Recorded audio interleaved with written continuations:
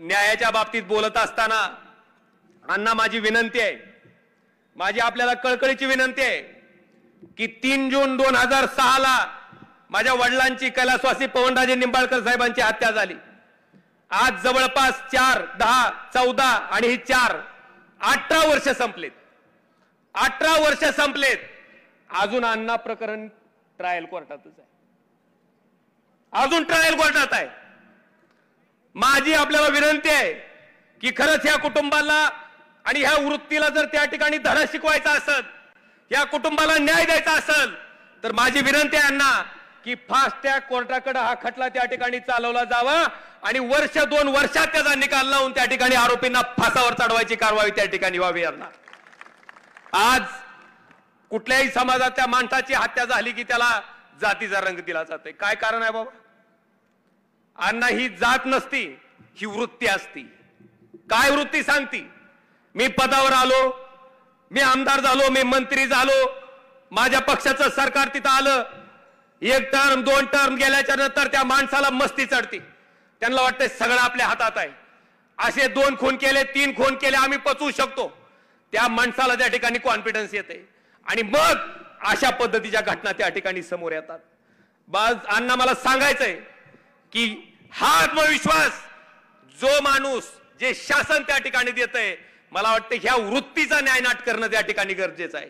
ही जी वृत्ती आहे ती कुठल्या का समाजात असना, ती वृत्ती त्याच ठिकाणी ठेचून ह्या माणसाच्या सामाजिक व्यवस्थेतनं त्या ठिकाणी संपवून टाकणं मला वाटतंय लोकशाहीची आणि शासनाची जबाबदारी आहे। शासन तर निश्चितपणे त्या ठिकाणी कारवाई करेल, पण एक माणूस म्हणून त्या कुटुंबाला न्याय मिळण्याच्या उद्देशानं, त्या कुटुंबाला न्याय देण्याच्या उद्देशानं निश्चितपणे आम्ही तुमच्या सोबत, तुमचा भाऊ म्हणून त्या ठिकाणी कायमस्वरूपी पाठीशी उभा राहू, हे वचन सुद्धा मी देशमुख कुटुंबीय आणि सूर्यवंशी कुटुंबीय ह्या दोघांनाही देतो।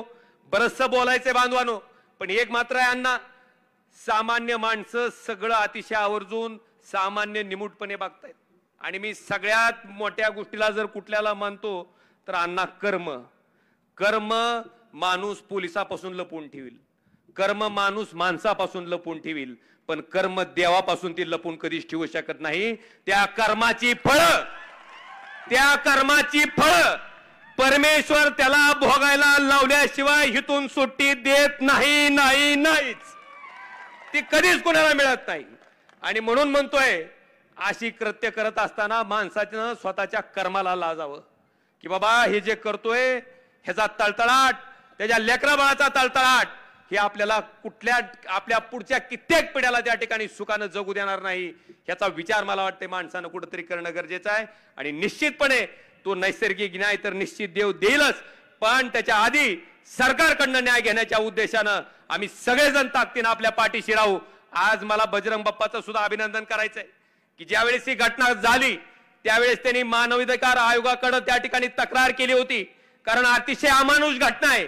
इतक्या नीच पद्धतीने त्या ठिकाणी एखाद्या माणसाचा खून जर करत असतील माणसं, तर अण्णा मला वाटतं तुमच्या सुद्धा मागणीला त्या ठिकाणी यश आलंय। मानवाधिकार आयोगानं त्या ठिकाणी एक वेगळा गुन्हा या प्रकरणात नोंदवला आहे। नुसतं गुन्हे नोंदवून केस केली, दाखल केली, प्रोसेस चालू आहे, तारीख पे तारीख न जाता त्यांना तातडीनं फास्ट ट्रॅक कोर्टापुढे हा खटला घेण्यात यावा, हे दोन्ही खटले घेण्यात यावे आणि त्या ठिकाणी ह्या कुटुंबाला जर खरा न्याय द्यायचा असेल तर त्यातले जे आरोपी आहेत त्यांना ज्या दिवशी फासावर लटकवलं जाईल त्या दिवशी खऱ्या अर्थाने या कुटुंबाला न्याय दिल्याचं समाधान आम्हा सर्वांना त्या ठिकाणी मिळाल्याशिवाय राहणार नाही। आणि त्याच्यासाठी आपण सगळेजण एक जीवानं, एका ताकदीनं कटिबद्ध होऊन या दोन्ही कुटुंबाच्या पाठीशी राहू, एवढंच वचन आजच्या मोर्चाच्या निमित्तानं देतो। धन्यवाद।